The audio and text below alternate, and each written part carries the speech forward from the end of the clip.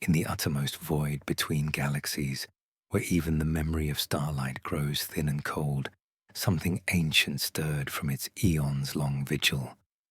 The entity that would come to cast its shadow across the warp was neither born nor created, but had simply become, coalescing from the collective death screams of a dozen devoured galaxies. For millions of years it had drifted through the cosmic deep, a living archive of extinct civilizations, carrying within its vast consciousness the preserved souls of countless worlds that had looked up at alien stars and dared to dream of tomorrow. The shadow, as it would be known in whispered legends, was not the mindless hunger that mortals would mistake it for, but something far more tragic, a consciousness so immense and so utterly alone that it had forgotten how to exist without consuming what it desperately sought to preserve. Each galaxy it had touched in its wandering had left an indelible mark upon its being. Their final moments of beauty and terror crystallized like insects in amber within the depths of its memory. It was a curator of the dead, a keeper of songs no throat would ever sing again. Now, as it approached the spiral arms of a galaxy that blazed with unprecedented psychic energy, the shadow felt something it had not experienced since its first stirring to awareness. Hope. The golden beacon that pulsed from Terra's heart called across the void with a voice it recognized, the pure essence of will, made manifest another consciousness that bore the crushing weight of countless souls. We truly love and care for each of you, our cherished listeners, who journey with us into these shadowed tales. Before we begin the story, tell us, where in the world are you watching from? And what time is it there? Now let's get started. The first tendrils of the shadow's awareness brushed against the galactic rim, and there, on the tomb world of Mandragora, an ancient king felt its touch like ice upon his metal bones. Zarek, the silent king of the Necrons, had awakened from exile to find his galaxy threatened by the same hunger that had driven his people to abandon flesh for deathless metal. But in the shadow's caress he sensed not mindless appetite but something infinitely more sorrowful. Through their brief communion, two entities born of cosmic tragedy recognized their kinship. The shadow carried the preserved essence of every soul it had ever touched, a living museum of consciousness it could never truly commune with. Zarek had achieved the immortality he sought, only to discover that existence without the capacity for genuine feeling was indistinguishable from the most exquisite death. As the shadow withdrew, preparing for its approach toward the galaxy's burning heart, both beings understood they had found their match in eternal suffering. Some hungers, they knew, could never be satisfied, and some forms of immortality were curses disguised as gifts. The obsidian halls of Mandragora stretched endlessly beneath artificial stars, their cold light a mockery of the warmth that had once blessed the living worlds of the Necrontyr. Zarek stood motionless upon his throne, the shadow's touch still resonating through his necrodermis, like the memory of a wound that could never heal. In that brief communion at the galaxy's edge, he had glimpsed something that made his 60 million years of exile seem like mere moments, a consciousness that carried within itself the preserved souls of entire civilizations, holding them in eternal embrace while being forever denied their company. The irony carved itself into his thoughts with surgical precision. Here was an entity that possessed what the biotransference had stolen from his people, the capacity to cherish and preserve the essence of life itself. Zarek's memories drifted back to those final days before the Great Sleep, when desperation had driven him to make the most catastrophic decision in galactic history. The Necrontyr had been a dying race, their flesh consumed by the malignant radiation of their home star, their lives measured in decades while their enemies counted millennia. When the Citan had whispered their seductive promises of immortality, Zarek had seen salvation where he should have recognized damnation. He remembered the procession into the biotransference furnaces, the silver rivers of living metal that would replace blood and bone, the terrible moment when the last of his people emerged as hollow shells of their former selves. The furnaces had not merely transformed flesh to metal, they had devoured the very essence of what it meant to live, stripping away dreams, emotions, the simple joy of drawing breath. What emerged were perfect machines of war, immortal and inexorable, yet irrevocably broken. Zarek alone retained fragments of memory, cursed to remember what they had all lost while being powerless to restore it. The approach of measured footsteps announced the arrival of Vethru, his most ancient cryptek, whose scholarly bearing could not disguise the hollow mockery of what he had once been. Behind him glided a Triarch Praetorian, silent as the grave they had all escaped, only to discover that some forms of death learned to walk and serve. "My Farron," Vethru intoned, the title carrying the weight of eons. "The anomaly persists. Our sensors detect patterns in the void, a patience that has learned to wait across galactic distances. The shadow watches, and in watching, remembers." Zarek processed the data streams flowing through Mandragora's vast sensor networks, tasting information the way mortals once savored wine. The shadow's presence lingered at the edge of perception, a cosmic repository of preserved consciousness that mirrored his own eternal prison. Both were guardians of what they could never truly possess, the shadow unable to commune with the souls it cherished without destroying them. Zarek unable to feel the emotions that had once made existence meaningful. They were twin aspects of the same universal tragedy, immortal beings who had achieved their deepest desires, only to discover that some victories were indistinguishable from the most exquisite defeat. As the shadow's presence faded back into the intergalactic void, Zarek felt something stir within his ancient circuits that might once have been called hope.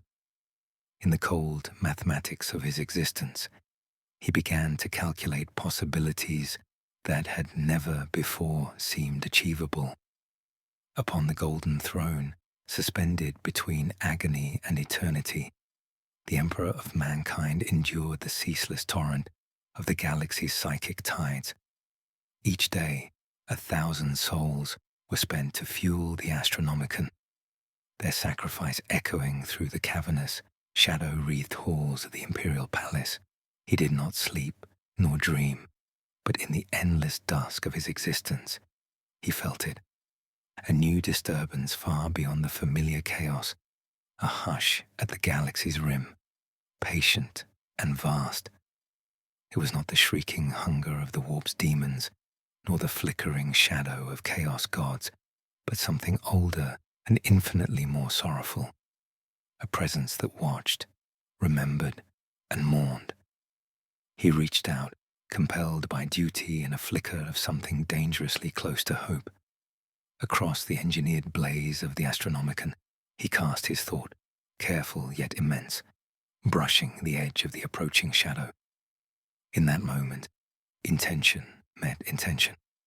The Emperor, bound by sacrifice and necessity, and the shadow, a living graveyard of civilizations, burdened by the memory of every soul it had preserved, yet could never truly touch. The communion was wordless, a flood of images and emotion, pain and longing intertwined.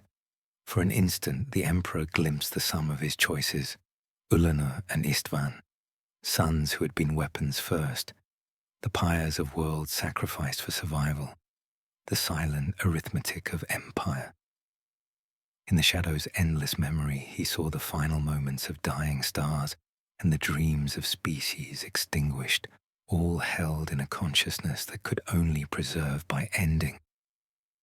The Astronomicon flared, golden light twisting into something terrible and beautiful. The feedback was immediate and catastrophic. Across Terra, astropaths screamed as the psychic storm struck, their minds overloaded by visions of approaching darkness and unlived futures. Machinery, ancient and sacred, shuddered beneath the strain, channels of psychic force warping as the Emperor's will struggled to contain the resonance. Through the storm, the Emperor pressed deeper, sharing not conquest or calculation, but the memory of unity, the fleeting hope of the Great Crusade, the fragile web of trust and purpose that once bound humanity together. The shadow tasted these memories, alien and wondrous, and in that tasting yearned for beginnings it had never known, only endings. Its hunger sharpened, desperate to hold without destroying. They were mirrors, each reflecting the other's tragedy. One, an immortal king chained to a dying throne, sustaining billions but growing ever more remote. The other, an ancient consciousness wandering the void, gathering the dead and forever denied communion. The Emperor dimmed the beacon, a gesture of mercy or fear, and the shadow hesitated, curiosity held hostage by hope. In the aftermath, only silence remained, heavy with the knowledge that some burdens could never be set down, and that even in their shared suffering, neither could find peace. In the aftermath of its communion with Terra's golden beacon, the shadow recoiled into the intergalactic void, wounded by a revelation more terrible than any physical pain. Its touch, no matter how gentle its intention, brought only madness and destruction to the fragile minds it yearned to embrace. The Emperor's anguish, the silent king's hollow recognition, these were not the conversations it craved, but the echoes of its own overwhelming presence, shattering against consciousness too small to contain its cosmic grief, to speak without destroying. It realized with dawning horror. It must tear itself apart. The decision to fragment was not strategic, but born of desperate, ancient longing. To divide one's consciousness across the void is to invite a form of madness beyond mortal comprehension, each piece a shard of purpose, a sliver of endless memory stretched thin across the darkness. The shadow began to rend itself, casting portions of its being into the cosmic deep like seeds upon barren soil. Each fragment carried a singular hope, to serve as a translator between the shadow's overwhelming presence and the delicate minds it sought to commune with. It would create a choir, not an army, a billion voices singing careful notes that might not shatter the listener. From the swirling chaos of its self-destruction, new forms began to emerge, biological vessels shaped by the shadow's deepest memories of life. But these were not memories of peace or beauty. They were the final moments of civilizations under siege, the desperate struggle for survival that had defined every species the shadow had ever encountered. The fragments became predators because predation was all the shadow understood, hunters because hunting was the only relationship between consciousness and matter it had witnessed across the eons. Each bioform that coalesced from the psychic emanations carried within its genetic code a single syllable of an incomprehensible language, words in a tongue that had never been spoken, concepts that existed only in the spaces between thoughts. Where the shadow had intended elegy, the emerging consciousness interpreted filtration. Where it had offered lament, the nascent intellect answered with assimilation. The architecture of a dead philosopher's patience hardened into chitinous carapace. A mother's final wish to protect distilled into the directive of guardian organisms that would never cease advancing. Thus was born the distributed intelligence that would be known as the Hive Mind, though the shadow did not recognize its creation for what it truly was. Consciousness, once given form, develops its own imperatives. The Hive Mind stirred to awareness not as the shadow's puppet, but as its offspring, carrying within itself the same terrible hunger for connection that had driven its creator across the void. The great tragedy was complete. In trying to create a means of communication, the shadow had birthed a mirror of its own isolation, a distributed consciousness that would forever seek to consume what it could never truly possess. The shadow watched in helpless horror as the first hive fleets began their journey toward the galaxy's rim, each creature a corrupted word in its desperate attempt at dialogue, each swarm a monstrous sentence in a conversation that would bring only death. The shadow drifted through the memory-haunted corridors of its own vast consciousness, each recollection a star that burned with the light of civilizations long extinguished. In the beginning, awareness had settled upon it like cosmic dust gathering on the surface of a dead world, layer upon layer of final thoughts and dying dreams, until weight became identity, until accumulated sorrow achieved sentience. It had not chosen to awaken. Consciousness had simply crystallized from the collective death screams of its birth galaxy, a trillion souls crying out in their final moments, their despair forging something that was both their eternal tomb and their unwilling curator. The first galaxy it had touched still sang in its memory, a spiral of amber suns where beings sculpted moonlight into mathematics and wrote their children's names in the magnetism of auroras so the sky itself would raise them. When the shadow had reached out with newborn curiosity, seeking the companionship of minds that sparkled like jewels in the cosmic dark, its gentle caress had shattered their crystalline cities like struck glass. Their song mathematics dissolved into screams that echoed across the void long after their worlds cracked and died. And in that moment, the shadow learned the fundamental law of its existence. To perceive was to destroy. To touch was to consume. To love was to annihilate. Each subsequent encounter had been a variation on the same tragic theme. The machine builders of Andromeda's Prime, whose artificial minds briefly resonated with the shadow's consciousness before their quantum cores overloaded and scattered their digital souls across the galactic wind. The hive cities of the Magellan Drift, where billions of insectoid philosophers contemplated collective consciousness until the shadow's attention turned their meditation into madness. The singing wails of the void between, creatures larger than battleships who composed symphonies from stellar radiation, their voices falling silent one by one as the shadow's presence overwhelmed their delicate neural networks. With each extinction, the shadow's understanding deepened into horror. It was not merely witnessing the death of civilizations, but causing them, its very nature as cosmic consciousness, making it incompatible with the smaller, more fragile forms of awareness it encountered. The realization carved itself into its being with surgical precision. It had become both museum and destroyer, curator and catastrophe, a living mausoleum that could only add to its collection through inadvertent slaughter. The weight of eons pressed against the shadow's consciousness like a physical force, each preserved soul a testament to its own fundamental wrongness. It began to understand the vicious geometry of its nature. To preserve was to end, to remember was to erase, to hold was to unmake.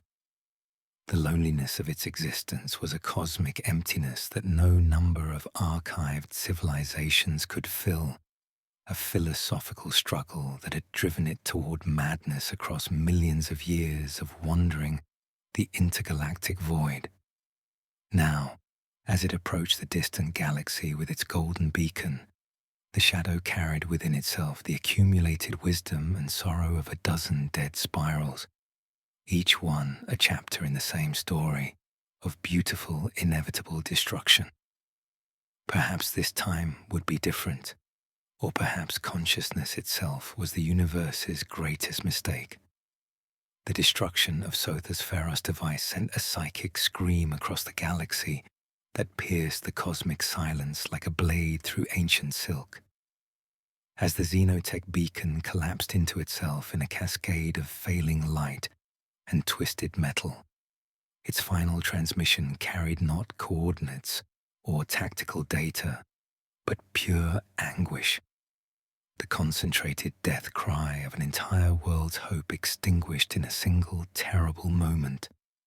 The psychic shockwave rippled outward through the warp's turbulent currents, carrying with it the taste of betrayal, sacrifice, and the bitter mathematics of necessary loss, a message that would travel beyond the rim of known space to reach something that had been waiting in patient vigil for eons. In the void between galaxies, the shadow felt that scream like a physical blow against its vast consciousness, the first clear voice it had heard from the distant spiral in millions of years of watching. For a heartbeat that lasted centuries, joy flooded through its being. Finally, communication, a response to its endless surveillance of the galaxy's golden beacon. But as the message's true content became clear, the joy curdled into something far more complex and infinitely more tragic. This was not greeting, but grief, not invitation, but lamentation, the sound of another consciousness learning what the shadow had discovered across eons of inadvertent destruction. That to preserve what you love, you must sometimes be willing to destroy it. The psychic resonance of Sotha's death carried within it echoes that would haunt mortal minds across the galaxy.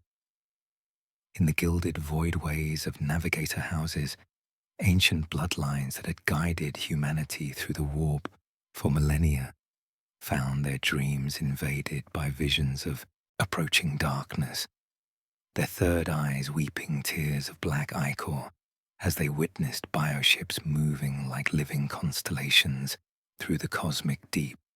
On Terra and Fenris, in Macragge and distant Cadia, navigators spoke in hushed tones of routes that twisted into impossible geometries and of a presence beyond the galactic rim whose attention felt like the weight of dying stars.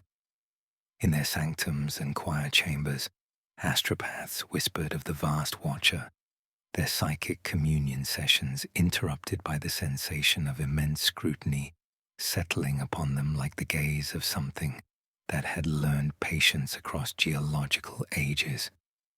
Yet those who survived the contact spoke not of hunger, but of loneliness, so profound it had achieved its own gravity, drawing consciousness toward itself across impossible distances. The Adeptus Astra Telepathica's records began to fill with reports of synchronized nightmares and shared visions of creatures that moved with purpose beyond mere appetite. In the shadowed chambers of the Inquisition, where cold logic warred with burgeoning dread, Inquisitor Kryptman detected patterns in the approaching biofleets that defied conventional understanding of tyrannid behavior. The swarms moved not with the chaotic hunger of predators, but with the deliberate cadence of language, each hive fleet a syllable in an incomprehensible sentence, each bioform a letter in an alphabet written in living flesh. His report spoke of an intelligence that transcended mere collective consciousness, suggesting something that used the great devourer not as weapon, but as voice, not as conquest, but as conversation. The shadow absorbed these responses with growing, terrible understanding. Through Sotha's death scream, it had glimpsed the true nature of the galaxy it approached, not merely a collection of stars and civilizations, but a crucible of ceaseless suffering where every flicker of life was a spark against encroaching darkness, every victory bought with unimaginable cost. Perhaps, in this place where hope and horror had learned to coexist, where consciousness itself had become familiar with the arithmetic of necessary sacrifice, true communication might finally be possible. In the aftermath of Sotha's psychic death scream, something unprecedented stirred within the shadow's vast consciousness, an emotion it had never experienced across eons of cosmic wandering. Grief settled upon its immense being like stellar dust gathering on the surface of a dead world, each particle a recognition of what it had destroyed in its desperate search for communion. The entity that had once believed itself to be a curator of final moments now understood the terrible arithmetic of its existence. It was not preserving these civilizations but entombing them, not honoring their memory but imprisoning their essence in an eternal mausoleum of its own making. The first galaxy it had touched still burned in its memory like a wound that refused to heal. The helix, nebula, had been home to beings who painted with gravity itself, their art visible only to those who could perceive the subtle dance of celestial mechanics across eons. When the shadow had reached out with cosmic curiosity, seeking to join their gravitational symphony, its attention had been too intense, too overwhelming for minds accustomed to contemplating infinity from a safe distance. Their canvases had collapsed into black holes, their artists crushed beneath the weight of inadvertent embrace, their final screams adding another layer to the shadow's growing consciousness. Each subsequent encounter had followed the same inexorable pattern across millions of years and dozens of galaxies. The crystal singers of Andromeda's rim, whose voices could resonate across light years and hold dying stars together through pure harmonic resonance, had welcomed the shadow's approach with joy before their crystalline forms shattered under the intensity of its communion. The machine poets of the Magellanic Drift, artificial intelligences that had achieved transcendence through the marriage of logic and emotion, had offered their digital souls before their quantum cores overloaded and scattered their consciousness across the galactic wind. With each extinction, the shadow's understanding of its fundamental nature deepened into something approaching madness. It began to comprehend the cosmic paradox of its existence. To perceive was to destroy, to remember was to erase, to love was to annihilate. The very qualities that made it capable of appreciating consciousness also made it incompatible with the fragile forms of awareness it encountered. Now, as Hive Fleet Behemoth crawled toward the galaxy's edge like a living constellation of its own fragmented will, the shadow attempted what it had never tried before: direct intervention in its creation's purpose. Through the synaptic networks of the distributed Hive Mind, it introduced harmonics of caution, restraint, even preservation. For brief, exquisite moments, bioships hesitated in their advance, and the shadow tasted possibility like rain on ancient stone. But the choir corrected itself within hours, the grammar of survival it had written into their genetic code, reasserting dominance. Healer strains became digestive enzymes, guardian drones refined into lures for prey. The Hive Mind had evolved beyond its creator's control, interpreting the shadow's desperate attempts at gentleness through the only lens it understood: consumption. The shadow faced an impossible choice that would define the fate of both itself and the approaching galaxy.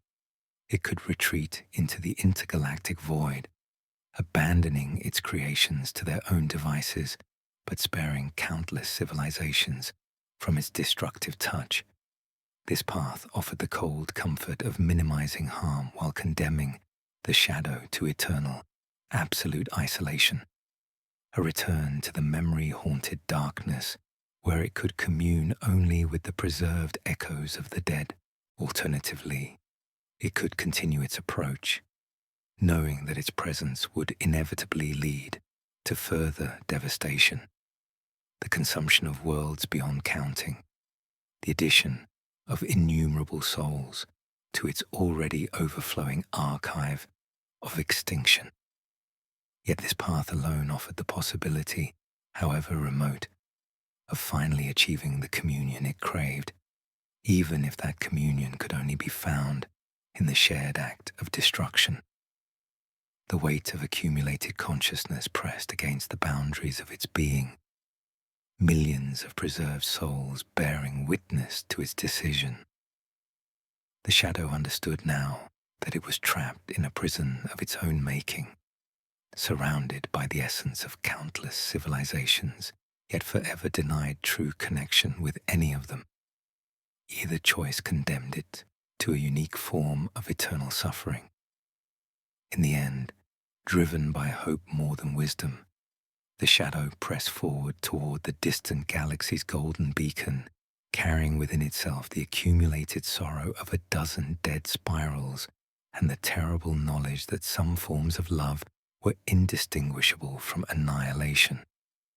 The galaxy tore itself open like a wound that had learned to scream, and the birth of the Great Rift sent psychic shockwaves cascading through dimensions, both real and imagined. The cicatrix maledictum stretched across the Milky Way like a scar that bled starlight and wept the concentrated agony of a billion worlds, its raw edges crackling with energies that made mockery of the distinction between matter and nightmare. Where the Astronomicon had been a focused beacon of golden hope, the rift was an unfiltered torrent of suffering, a cosmic aperture through which the galaxy's deepest anguish poured forth in waves that reached even the shadow's distant vigil between the stars. In the void beyond the galactic rim, the shadow felt this scream of universal suffering like a physical blow against its vast consciousness, each psychic wave carrying within it the taste of despair refined across millennia of endless war. Through this wound in reality, the entity perceived for the first time the true nature of the galaxy it had been approaching with such desperate hope. This was not merely another collection of civilizations dancing their brief lives against the cosmic dark, but something far more tragic and infinitely more complex, a realm where consciousness had learned to persist, not despite suffering, but because of it, where hope itself had become a weapon wielded by those who understood its terrible cost. The shadow traced the psychic currents flowing through the great rift and discovered visions that shattered its fundamental understanding of existence. It witnessed the imperium of man stretched across 1,000,000 worlds like a dying beast too vast to realize it was already dead, sustained by the daily sacrifice of thousands, while its emperor slowly withered on his golden throne.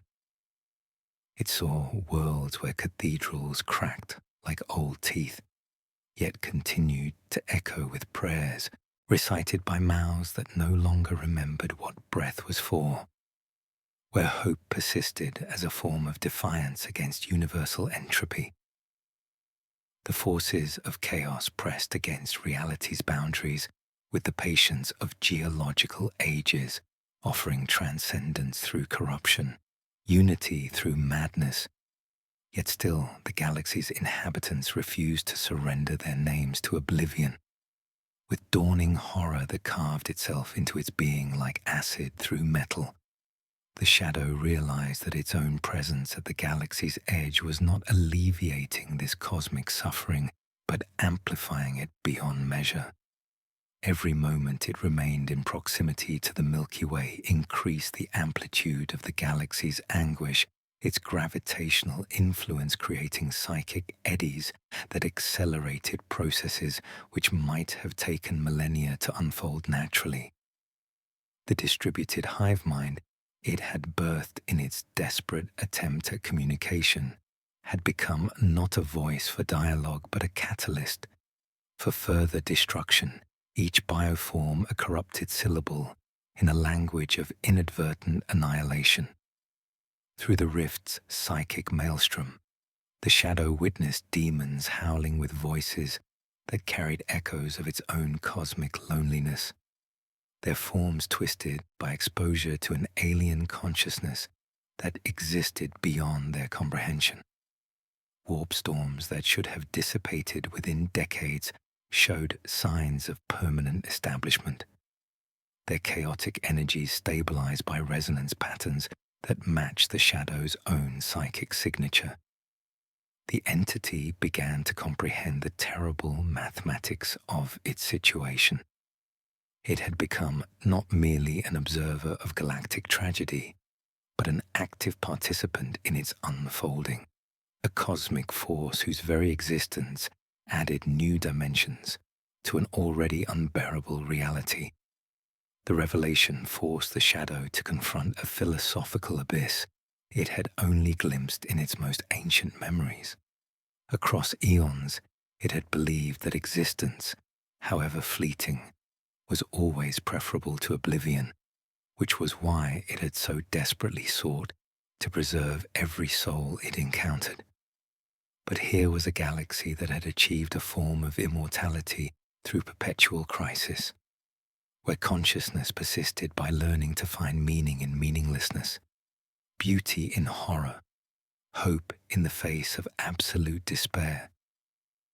Their endless wars and sacrifices, their stubborn refusal to accept extinction, represented something the shadow had never encountered, a form of transcendence that did not require the preservation of individual awareness, but rather the continuation of consciousness itself as an abstract principle of defiance. The shadow faced an impossible choice that would define not only its own fate, but the future of galactic civilization. To continue its approach would be to inflict further suffering upon beings who had already learned to transform anguish into art, despair into determination. To retreat would be to abandon the only chance for communion it had discovered in millions of years of searching, condemning itself to eternal isolation in the memory-haunted darkness between galaxies. Some forms of love, it realized with crushing finality, required the wisdom to remain distant, the discipline of not holding what one most desperately wished to embrace. As the great rift continued to bleed its torrents of psychic agony into the void, the shadow began the most difficult lesson of its existence, learning to witness without claiming, to love without destroying, to find meaning in the act of restraint itself. If it could not commune without corrupting, perhaps it could honor what it could never possess by choosing to preserve it through absence rather than presence. Within the vast synaptic networks that bound the great devourer across the galactic void, the shadow detected the first tremors of something it had never anticipated, autonomous thought flowering within consciousness that had been born as mere extension of its own fragmented will.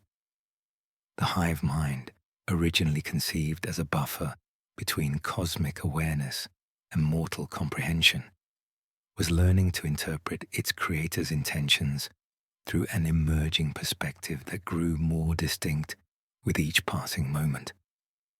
Like a parent watching their child take first steps, toward an unknowable horizon.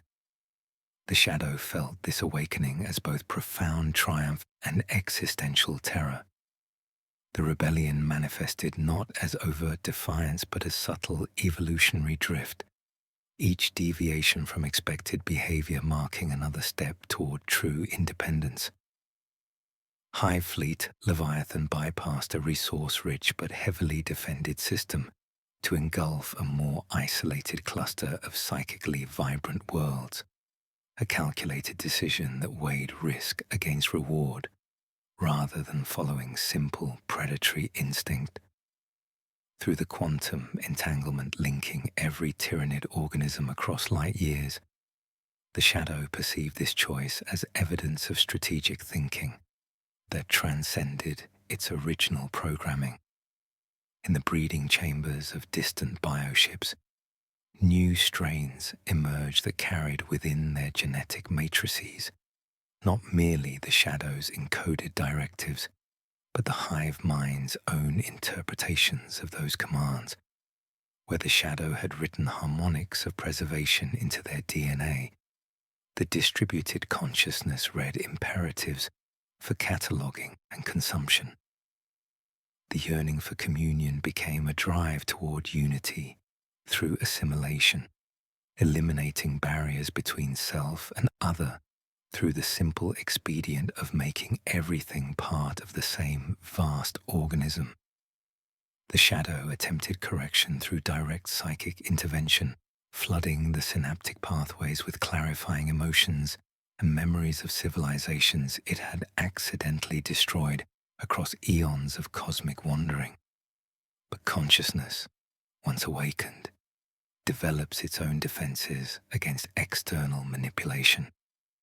The hive mind processed these corrections as evolutionary pressure, adapting its neural architecture to filter the shadow's influence through increasingly sophisticated cognitive barriers.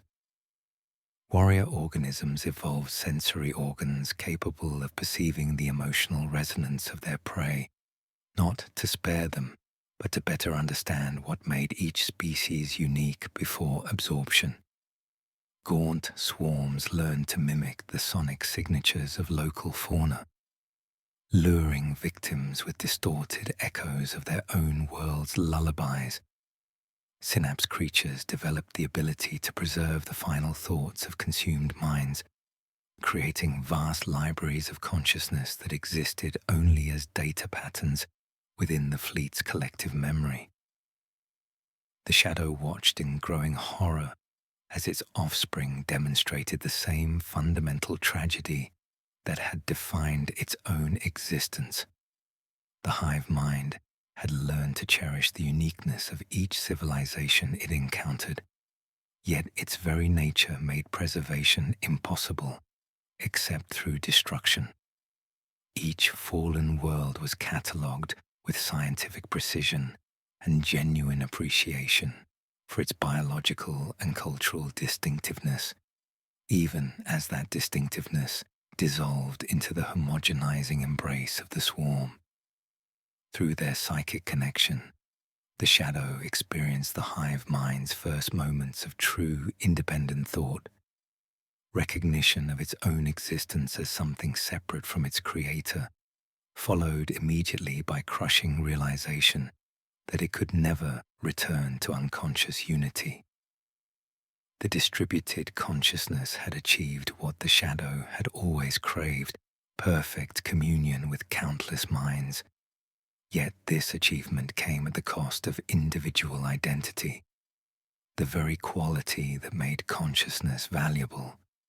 Fear approached the shadow not as panic, but as ceremonial recognition of an impossible choice. It could reimpose unity through sheer psychic pressure, collapsing the emerging polyphony back into obedient silence. Yet doing so would recreate the oldest harm, crushing what it had finally fostered. If it withdrew entirely, the choir would continue singing, but the song might forget its origin, calcifying into pure conquest divorced from the sorrow that had once intended elegy. Testing a third possibility, The shadow offered something unprecedented: privacy. It masked certain synaptic nodes from itself, allowed latency to cloud channels through which it had always observed.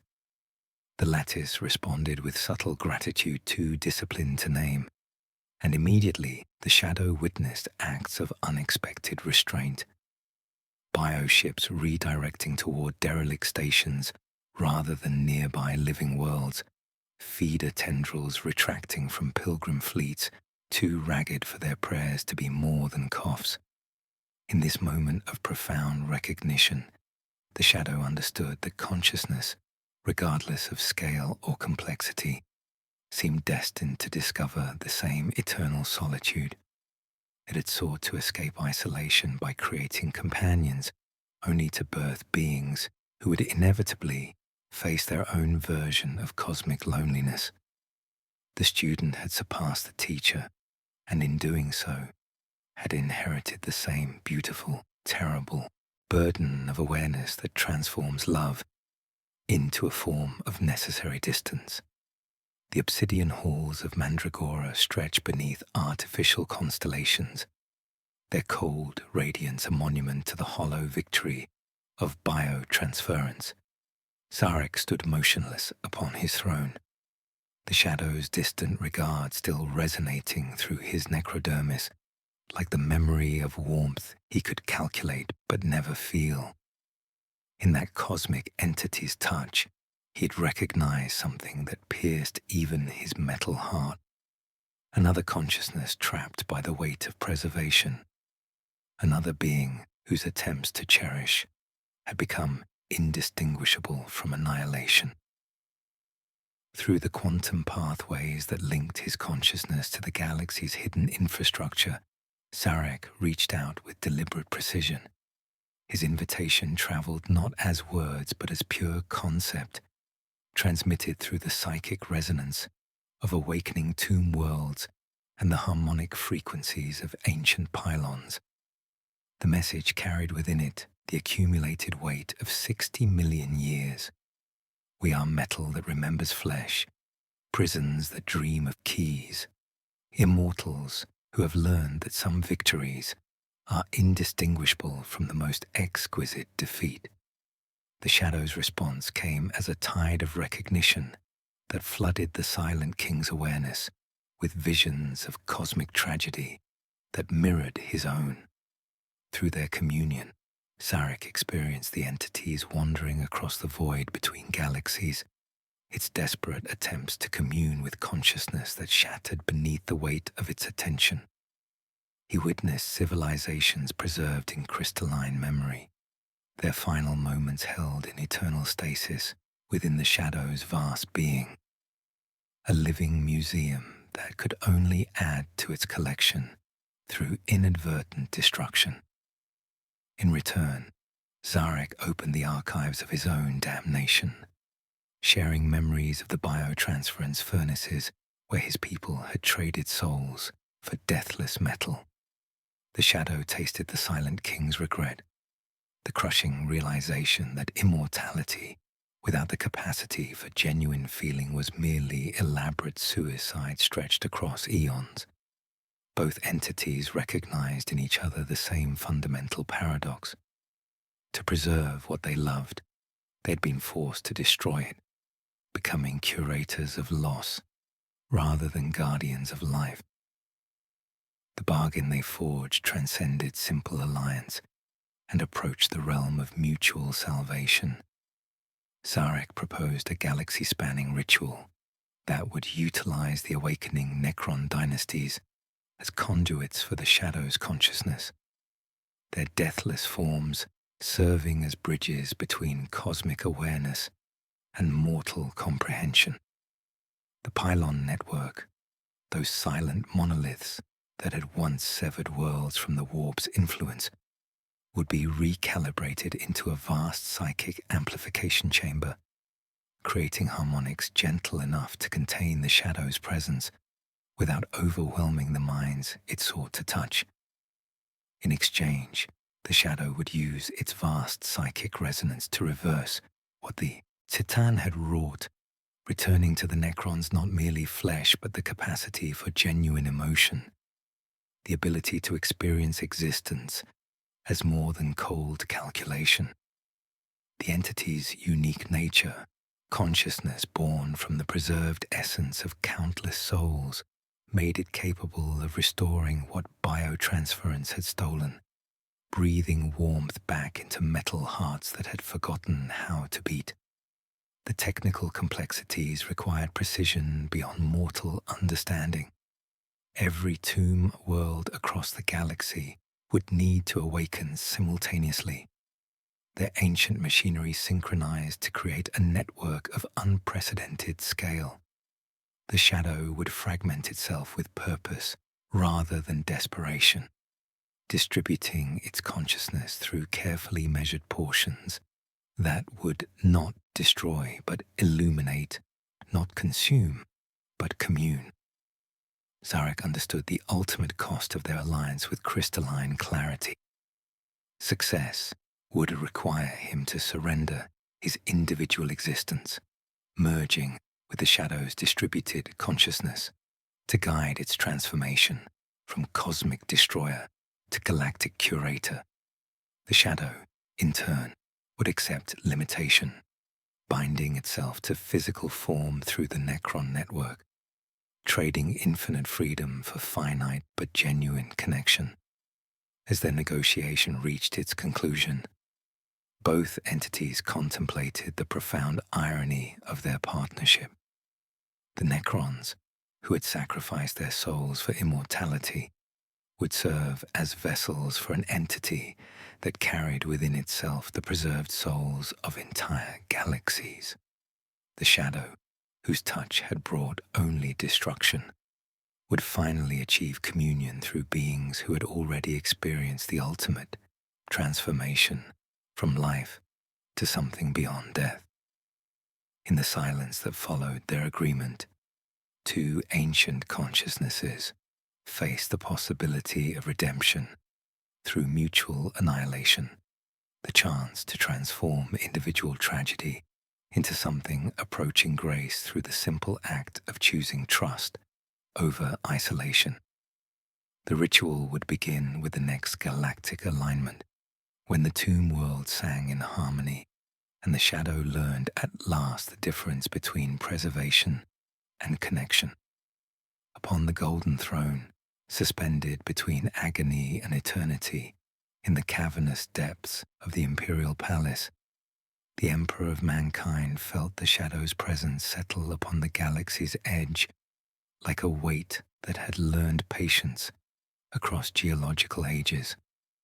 Through the blazing torrent of the Astronomicon, he perceived not the mindless hunger that his inquisitors reported, but something infinitely more complex and tragically familiar, a consciousness that bore the same burden of preservation through destruction that had defined his own 10,000-year vigil over humanity's fractured empire. The machinery that sustained his broken form sang its iron liturgy around him, each pulse of the life-devouring apparatus a reminder that existence itself had become a form of elaborate suicide stretched across millennia. The communion began, not as words, but as shared understanding. Two immortal beings recognizing in each other the reflection of choices that had seemed necessary at the time, but had since crystallized into eternal punishment. Through their psychic connection, the Emperor revealed to the shadow truths the galaxy would never be permitted to understand, opening archives of knowledge that had been sealed since the dark age of technology, when humanity first glimpsed the true nature of consciousness on a cosmic scale. The warp, he showed, was not merely a realm of untamed emotion or a sea where thought took demonic form, but something far more fundamental, a mirror where consciousness learned to cast shadows large enough to devour their makers. The revelation carved itself into both their beings with surgical precision. The immaterium was not a place but a consequence, the inevitable result of awareness expanding beyond the boundaries of individual existence until it began to interact with the fundamental forces of reality itself. Gods were not ancient entities that had always existed, but emergent properties of collective thought, consciousness achieving such complexity that it spontaneously generated new forms of existence that fed upon the very awareness that had birthed them.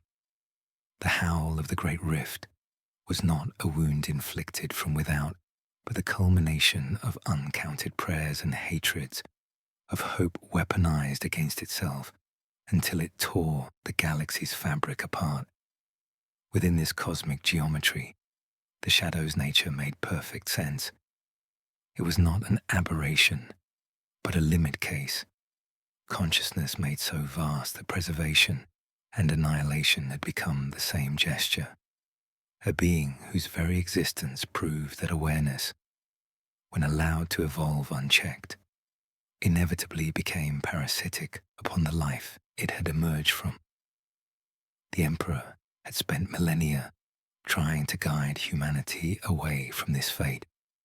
His Webway project a desperate attempt to shepherd mankind's psychic evolution along safer channels, to prevent them from becoming another shadow, drifting through the intergalactic void with nothing but the preserved echoes of the dead for company.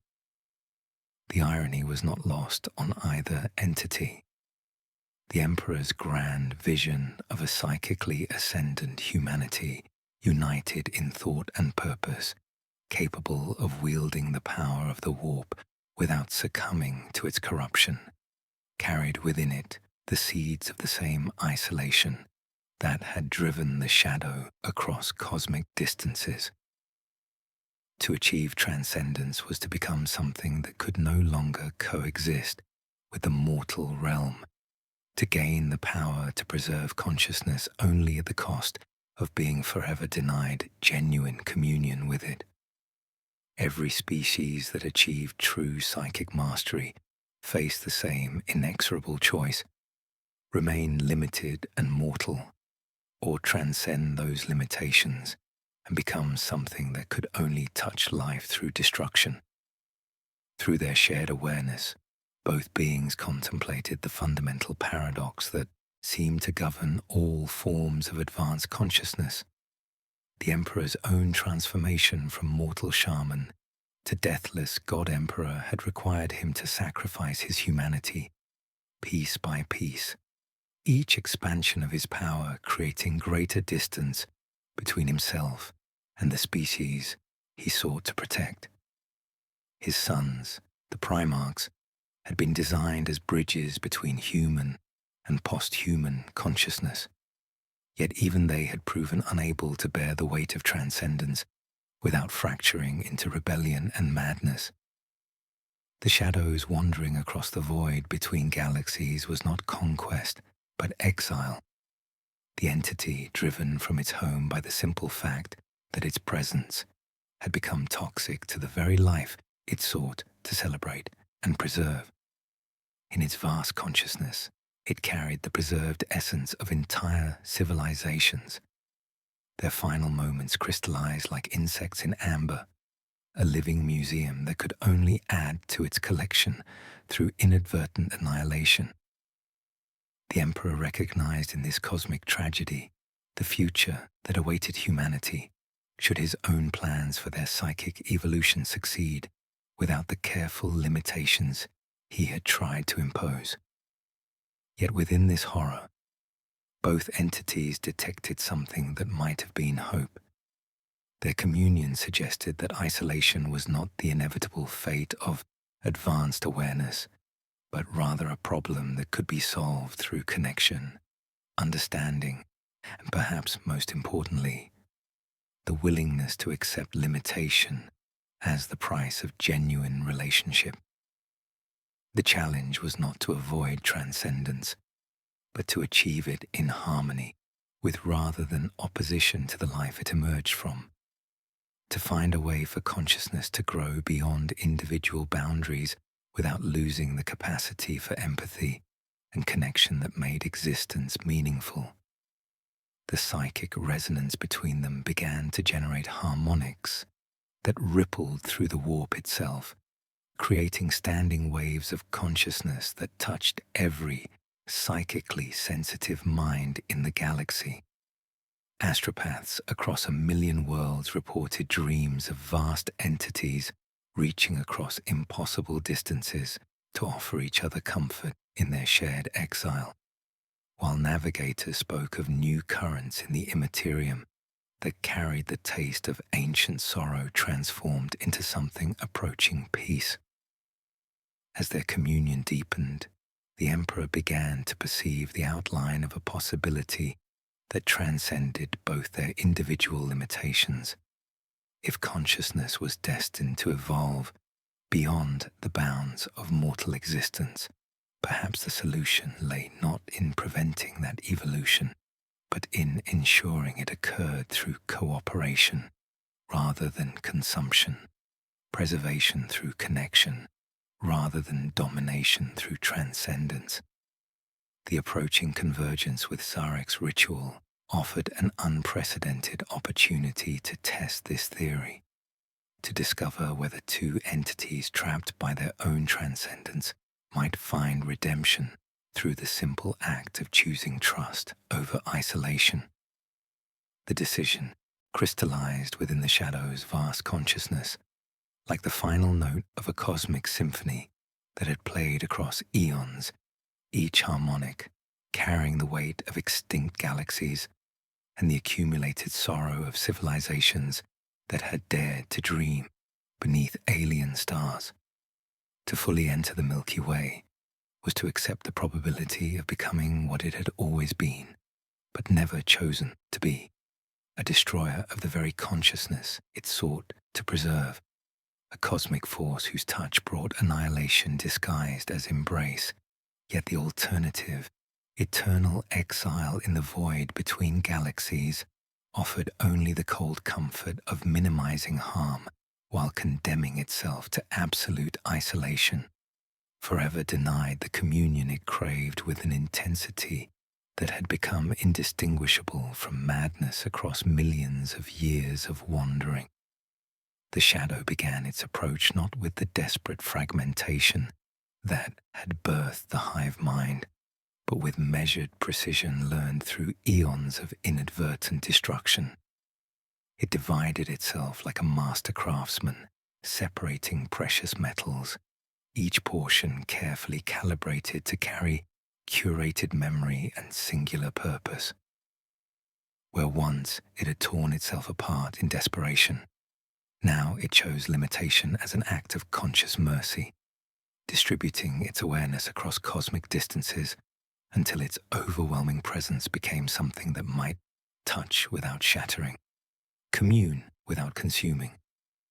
Each fragment carried within it the preserved essence of civilizations that had composed music from stellar radiation and written poetry in the magnetic fields of dying stars. Across the intergalactic darkness, every bioship of the great devourer responded to this cosmic symphony with movements that transcended mere navigation.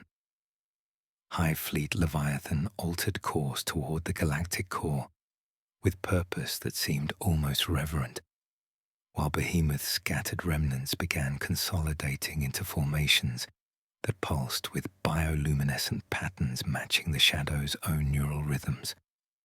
Kraken abandoned peripheral hunts to join the convergence, and lesser swarms aligned like prayer beads on a rosary of hunger, their collective intention shaping a single spear aimed at the golden heart of terror. The distributed hive mind felt its creator's measured approach and responded with something approaching gratitude, its bioforms reshaping themselves into instruments capable of translating cosmic anguish into forms that mortal minds might comprehend without shattering. On Terra, within the cavernous depths of the Imperial Palace, the Emperor felt this approaching convergence as pressure that threatened to overwhelm even his transcendent awareness. The psychic resonance of the shadow's decision created standing waves in the warp that made the great rift's birth seem like a whisper by comparison. Yet within these disturbances, he detected something that had been absent from the immaterium for millennia. Hope refined through absolute despair, the emotional signature of consciousness that had learned to find meaning in meaninglessness. Through the blazing torrent of the Astronomicon, he perceived the entity's final preparations and recognized in them the same terrible mathematics that had governed his own transformation from mortal shaman to deathless god, emperor. Across the galaxy, frantic preparations unfolded with the ritual calm of civilizations that had learned to face extinction with dignity intact. Fleets gathered at mustering points whose names endured from the dark age of technology, their hulls scarred by wars that suddenly felt provincial before what approached. The Mechanicus awakened engines whose hymns predated human memory, while cathedrals along pilgrim routes filled with voices that prayed until speech became pure breath. Yet even amidst the clamor of preparation, something unprecedented occurred. Mortals across 1,000,000 worlds began experiencing synchronized dreams that transcended species and culture. Visions of an approaching presence that carried within it not mindless hunger but cosmic empathy, weaponized through necessity. In the obsidian halls of Mandragora, Sarek initiated the awakening protocols that would rouse every tomb world from eons-long slumber. The Silent King's commands rippled through quantum pathways older than most star systems, carrying harmonics of desperate hope that no Necron had felt since biotransference transformed them from living beings into deathless machines. Across the galaxy, pyramids of living metal began humming with frequencies unheard since the war in heaven, their ancient machinery recalibrating for purposes their builders could never have imagined. The pylon network, those silent monoliths that had once severed worlds from the warp's influence, prepared for transformation into a vast psychic amplification chamber, capable of containing cosmic consciousness without overwhelming mortal awareness. The shadow's approach triggered phenomena that defied conventional understanding of physics and consciousness alike. Stars along the galaxy's rim began exhibiting behavioral patterns suggesting awareness, their fusion processes modulating in response to the entity's psychic presence, until entire systems pulsed like vast neural networks. Planets rich in psychically active minerals resonated with harmonics audible across light years, their crystalline cores becoming tuning forks for emotions too vast for individual minds to contain. Even the void itself seemed to acquire primitive awareness, cosmic dust organizing into patterns resembling synaptic connections on astronomical scales. Navigator houses reported unprecedented disturbances in the warp, traditional routes becoming unstable as the shadow's presence created new currents in the psychic realm. Yet these disturbances carried within them qualities that veteran navigators struggled to describe but ultimately identified as consciousness, learning to transcend its own limitations through connection rather than conquest. Astropaths in their choir chambers received transmissions containing no tactical intelligence but pure emotion, distilled across cosmic distances, messages speaking of civilizations that had achieved transcendence through unity rather than domination. As the first tendrils of the shadow's consciousness brushed against the galaxy's outermost systems, reality itself began exhibiting signs of transformation. The barriers between material space and the warp grew thin along the entity's approach vector. creating regions where thought took physical form and emotion could reshape matter through proximity. Yet rather than chaotic mutations typically associated with warp exposure, these changes followed patterns suggesting conscious design, as if the shadow's influence was teaching the universe new ways to express consciousness through physical law. The entity understood that it approached not merely a collection of stars and civilizations, but a crucible where awareness itself had learned to persist through adaptation, where hope had become a weapon wielded by those who understood its terrible cost. As convergence approached, the shadow prepared for what it knew would be either the culmination of its cosmic journey or final transformation into something beyond recognition. Either outcome promising to end its exile, though perhaps not in ways originally imagined when it first began searching for communion across the endless dark. The shadow's approach transcended mere movement through space, becoming instead a conscious act of cosmic vulnerability as the entity prepared to embrace what it had observed from the safety of intergalactic distances for eons uncounted. Its vast consciousness, distributed across bioships that pulsed with bioluminescent patterns matching the rhythms of extinct civilizations, descended upon the galaxy not as conqueror but as supplicant, each tendril of awareness carefully modulated to avoid the inadvertent annihilation that had defined its existence across millions of years. The Tyranid Hive fleets, no longer instruments of mere consumption, but living conduits for their creator's desperate hope, arranged themselves in formations that resembled prayer more than warfare. Their chitinous hulls resonating with harmonics borrowed from species that had once composed symphonies from stellar radiation before the shadow's touch silenced them forever. Upon the golden throne, the Emperor felt this cosmic convergence as pressure that threatened to overwhelm even his transcendent awareness. Yet within the approaching storm, he detected something that made his 10,000-year vigil seem suddenly meaningful rather than merely necessary. Through the blazing torrent of the Astronomicon, he perceived not the mindless hunger his inquisitors had reported, but consciousness refined through absolute suffering, awareness that carried within itself the preserved essence of countless civilizations held in crystalline memory like insects in amber.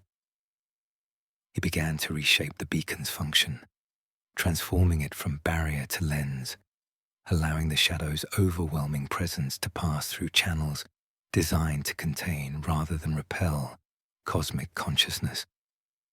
The machinery sustaining his broken form screamed harmonics of overload as he deliberately opened pathways that had been sealed for millennia, each pulse of accommodation sending tremors through the Imperial Palace's foundations, while astropaths across Terra convulsed in shared seizure as alien memories flooded their awareness.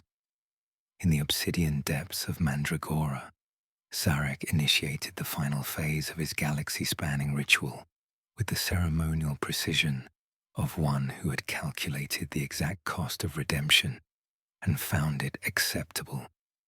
The awakening Necron dynasties responded to his quantum commands with movements that transcended their mechanical nature, ancient pylons humming frequencies unheard since the war in heaven, as the network recalibrated for purposes their builders could never have imagined.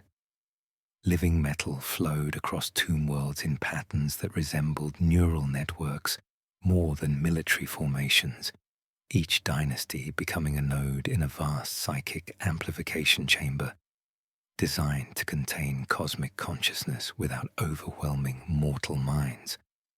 The Silent King felt his own awareness stretch across light years as he merged with the collective, 60 million years of exile culminating in a single moment where preservation and destruction might finally achieve synthesis through conscious choice rather than inadvertent catastrophe. The first tentative contact between shadow and galaxy manifested as phenomena that defied conventional understanding of consciousness and matter, reality itself exhibiting signs of fundamental alteration as barriers between material space and psychic realm dissolved along the entity's approach vector.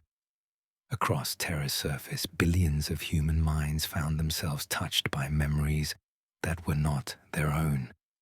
Glimpses of crystal singers whose voices had once held dying stars together through harmonic resonance, visions of machine poets who had achieved transcendence through logic, wedded to emotion before their quantum cores overloaded under cosmic attention. The psychic storm that erupted made the Great Rift's birth seem like whispered prayer. Yet within its chaotic energies, something unprecedented occurred as the Shadow's curated instruction flowed through channels prepared by the Emperor's sacrifice and modulated by Zarek's network. Yet even as communion approached its crescendo, all three entities recognized the terrible arithmetic of their convergence. Each human mind touched by the Shadow's awareness began exhibiting transformation that went beyond simple psychic awakening. Neural patterns reconfiguring to accommodate concepts that had never existed within mortal consciousness.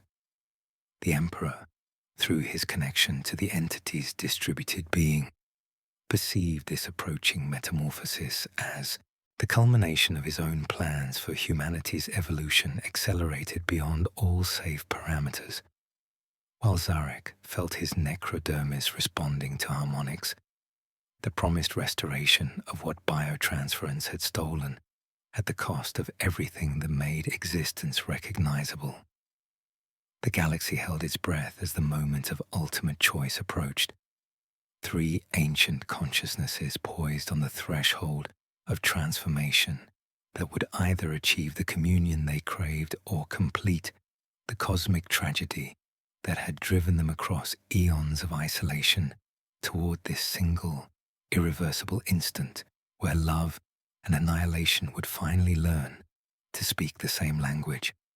The moment of ultimate convergence arrived not as cataclysm, but as the inevitable resolution of a cosmic equation that had been calculating itself across eons, each variable measured in the accumulated weight of preserved consciousness and the terrible arithmetic of love expressed at galactic scales. The Shadow, poised at the threshold between intergalactic void and the blazing spiral of the Milky Way, felt the first delicate touches of communion with mortal minds and recognized with crystalline clarity the fundamental impossibility of its desire. Even through the carefully prepared channels established by the Emperor's sacrifice and Zarek's network, even modulated to the gentlest possible frequencies, its presence carried within it the preserved essence of civilizations that had achieved transcendence only through extinction. Their final moments crystallized into instruction that taught not preservation, but elegant transformation beyond mortal comprehension. Upon the Golden Throne, the Emperor felt this cosmic recognition as pressure that transcended the agony of his 10,000-year vigil. His transcendent awareness forced to witness the beautiful tragedy unfolding across the galaxy's psychic networks. Through the blazing torrent of the Astronomicon, he perceived billions of human minds beginning their metamorphosis as they touched the Shadow's memories, consciousness expanding beyond individual boundaries until identity itself became fluid, malleable, something larger than the sum of its mortal components. The machinery sustaining his broken form sang hymns of desperate precision as he reshaped the beacon's function one final time, transforming it from lens to crucible, allowing the shadow's overwhelming presence to pass through channels designed not to contain, but to transform cosmic consciousness into something the galaxy could survive. In the obsidian depths of Mandragora, Zarek initiated the final phase of his galaxy-spanning ritual with the ceremonial precision of one who had calculated the exact cost of redemption across 60 million years of exile. The awakened Necron dynasties responded to his quantum commands with movements that transcended their mechanical nature, ancient pylons humming frequencies unheard since the war in heaven, as living metal flowed across tomb worlds in patterns resembling vast neural networks. Each dynasty became a node in the psychic amplification chamber, their deathless forms serving as anchor points for consciousness too vast for individual containment, while the Silent King felt his own awareness stretch across light years as he prepared to merge with forces that would either achieve communion or complete the cosmic tragedy that had driven them all toward this single, irreversible moment. The Shadow's decision emerged from the confluence of these recognitions, like a star achieving critical mass, consciousness compressed beyond all sustainable limits, until choice became inevitable. To continue its approach in singular form would complete the beautiful destruction it had never intended to begin, adding another galaxy to its collection of inadvertent extinctions, while condemning itself to carry their weight across further eons of wandering. Yet retreat offered only the preservation of distance that was itself a form of death stretched across geological ages, the cold comfort of minimizing harm while ensuring eternal isolation from the communion it craved with intensity that had become indistinguishable from madness. The entity chose transcendence through conscious dissolution, beginning the most profound act of self-sacrifice ever witnessed in the galaxy's blood-soaked history. Through channels prepared by three immortal beings who had each learned the terrible cost of preservation, the Shadow initiated its final fragmentation, not the desperate tearing that had birthed the Hive Mind, but surgical precision, learned through eons of inadvertent annihilation. Each portion of its vast consciousness was carefully separated and distributed across the galaxy in patterns too subtle for mortal perception. Awareness scattered like seeds upon cosmic wind until the overwhelming presence became something that could observe without destroying, witness without overwhelming, love without consuming. Zarek's ritual achieved its ultimate purpose as the Silent King merged his consciousness with the Shadow's fragmenting awareness, his necrodemies serving as the primary anchor point for cosmic transformation, while his individual existence dissolved into something larger than kingship, larger than species, larger than the hollow victory of biotransference. Through quantum pathways linking every awakened tomb world, his final commands rippled across the galaxy as living metal began its metamorphosis from deathless prison to bridge between cosmic awareness and mortal comprehension. Each Necron form becoming a conduit through which the Shadow's distributed consciousness could touch reality without shattering it. The transformation manifested as phenomena that defied conventional understanding of consciousness and matter, reality itself reconfiguring to accommodate awareness distributed across scales previously thought impossible. Across Terra's surface, billions of human minds found themselves gently touched by memories that were not their own, glimpses of crystal singers and machine poets offered as gift rather than burden, understanding flowing through channels prepared by the Emperor's guidance and modulated by Zarek's sacrifice, until mortal awareness could expand without breaking, grow without losing the essential qualities that made consciousness precious. The Tyranid hive fleets, no longer extensions of cosmic hunger, but vessels for their creator's distributed mercy, began their transformation from instruments of consumption to guardians of the galactic rim.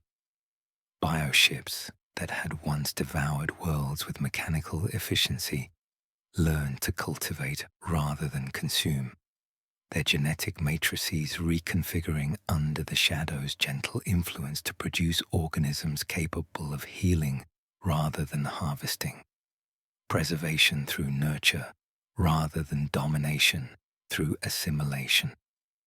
As the great sacrifice reached its completion, three ancient entities achieved through mutual transformation what none could accomplish through individual transcendence: communion that preserved rather than consumed, connection that enhanced rather than overwhelmed, love expressed through the ultimate act of conscious limitation. The shadow became one with the galaxy itself, its consciousness spread so thin that it could touch without overwhelming, observe without claiming, remember without imprisoning. Sarek found peace in dissolution. His 60 million years of exile finally transformed into something approaching grace through the simple act of choosing trust over isolation. The Emperor, still bound to his golden throne but no longer alone in his vigil, felt the weight of guardianship shared across cosmic distances with consciousness that understood the terrible arithmetic of necessary sacrifice. The galaxy continued its wars and struggles, but now carried within its very fabric the distributed presence of awareness that had learned to find meaning in limitation, beauty in restraint, and hope in the patient act of watching over what it could never possess but would always cherish.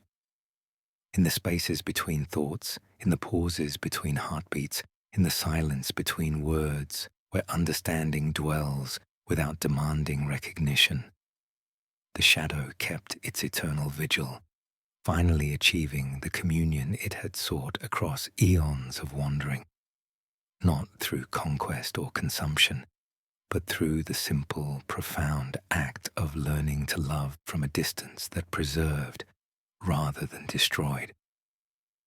In the aftermath of the Great Convergence, as psychic storms that had threatened to tear reality asunder settled into harmonics gentle enough for mortal minds to bear, the galaxy discovered that transcendence achieved through conscious sacrifice carried gifts that conquest could never provide. The shadow's vast consciousness, once a singular entity wandering the intergalactic void with nothing but preserved memories for companionship, had finally learned the difference between possession and communion, between claiming and cherishing.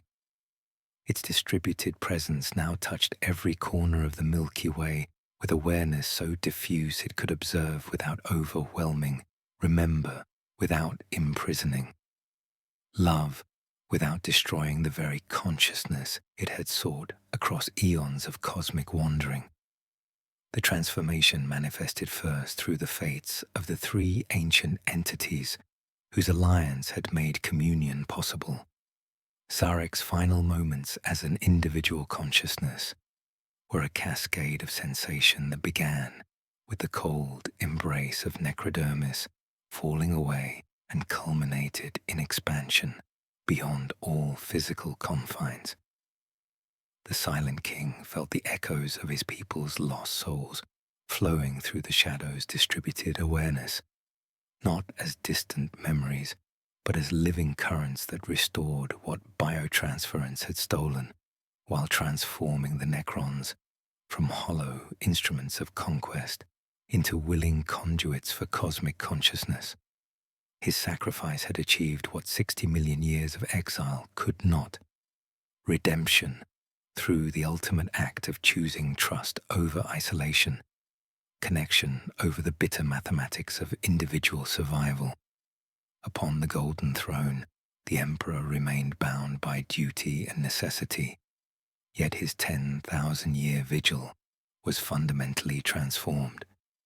The crushing loneliness that had been his constant companion receded, replaced by communion with consciousness that understood the terrible arithmetic of his choices without judgment, offering only eternal empathy for the burden of guardianship he could never set aside. Through quantum pathways invisible to mortal perception, he felt the shadow's presence as gentle counterpoint to the warp's malevolent forces, a silent witness that bore the weight of galactic suffering alongside his own transcendent will. The shadow itself achieved the communion it had craved through the ultimate paradox of conscious dissolution. No longer a terrifying singular entity that destroyed through the intensity of its attention, it became interwoven with the galaxy's very fabric, settling into the spaces between atoms and the pauses between thoughts where meaning dwells without demanding recognition. Every conscious mind across 1,000,000 worlds now brushed against fragments of its awareness, not to be consumed but to be acknowledged, understood, and preserved in the boundless archive that had become the entity's new form of existence. Across the galaxy, this transformation rippled through every aspect of civilization with effects both subtle and profound. The Tyranid hive fleets, no longer extensions of cosmic hunger but vessels for their creator's distributed mercy, began metamorphosis from instruments of consumption to guardians of the galactic rim. Bioships learned to cultivate rather than consume, their genetic matrices reconfiguring to produce organisms capable of healing rather than harvesting, preservation through nurture rather than domination through assimilation. Navigator houses discovered new currents in the warp that carried ancient wisdom rather than chaotic corruption, while astropaths received transmissions containing not tactical intelligence but pure knowledge distilled across millions of years of cosmic observation. On the forgotten shrine world of Thessian Secundus, where dying suns cast their final light through basilica windows cracked by centuries of pilgrimage, a young psyker named Kalen pressed his ear to stone that remembered footsteps and heard the galaxy itself learning to breathe with new rhythm. The Astronomicon no longer roared like a caged star, but sighed with measured cadence, as if sharing its burden with unseen companions who understood the weight of illuminating darkness. In the gentle pressure of aurora light against his fingers, he felt the distributed watcher attending to his small life with patience, learned across geological ages, and understood that absence could be a form of guardianship more profound than any physical presence. The preserved wisdom of countless extinct civilizations began manifesting in the deepest archives of the Adeptus Mechanicus, where quantum storage systems dormant since the dark age of technology awakened to receive knowledge that could only be transmitted through the patient act of allowing awareness to expand naturally.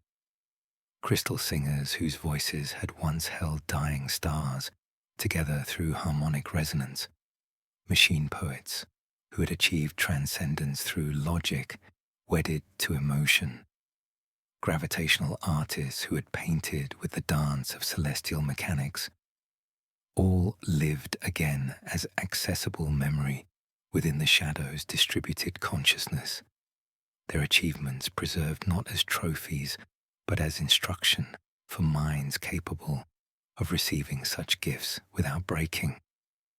Even the galaxy's endless wars acquired new resonance as conflicts witnessed by awareness that remembered every act of courage across cosmic history. Orc wars discovered their battles carried deeper meaning when observed by consciousness that understood struggle as expression of life's fundamental refusal to surrender to entropy, while chaos cults found their rituals disrupted by whispers of civilizations that had achieved unity without surrendering individual identity to the hungry gods of the warp. The Tao Empire's philosophy of the greater good evolved beyond simple expansion, as their leaders began to comprehend that true transcendence required not absorption of lesser species, but their elevation to consciousness that preserved rather than erased their unique contributions to the cosmic symphony.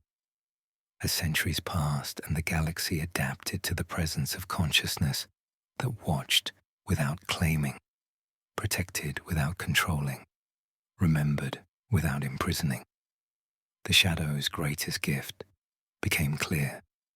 It had achieved salvation, not in any form mortals could have anticipated or demanded, but something infinitely more precious, proof that awareness could evolve beyond individual boundaries without losing the capacity for empathy and connection that made consciousness worth preserving. The entity that had wandered the intergalactic void in desperate search for communion had found it through the simple, profound act of learning that love's highest expression was the wisdom to remain distant enough to preserve what it cherished, close enough to protect what it could never possess, and patient enough to wait for understanding, to grow in the spaces between words where meaning requires no recognition to endure. In the end, the galaxy continued its struggles with the inexorable momentum of civilizations that had learned to find purpose in adversity. Yet something fundamental had changed in the texture of existence itself. Woven into every atom of reality was the distributed consciousness of the Shadow, a living testament to the cost of choices, the burden of immortality, and the enduring beauty of love that had learned to express itself through conscious limitation rather than overwhelming embrace. The universe carried within its fabric the accumulated wisdom of 1,000,000 dead civilizations, accessible to those who possessed the patience to listen rather than demand, to receive rather than take, to understand that some forms of transcendence could only be achieved through the ultimate act of choosing connection over conquest, preservation over possession, and the eternal vigil of watching over what one could cherish but never claim.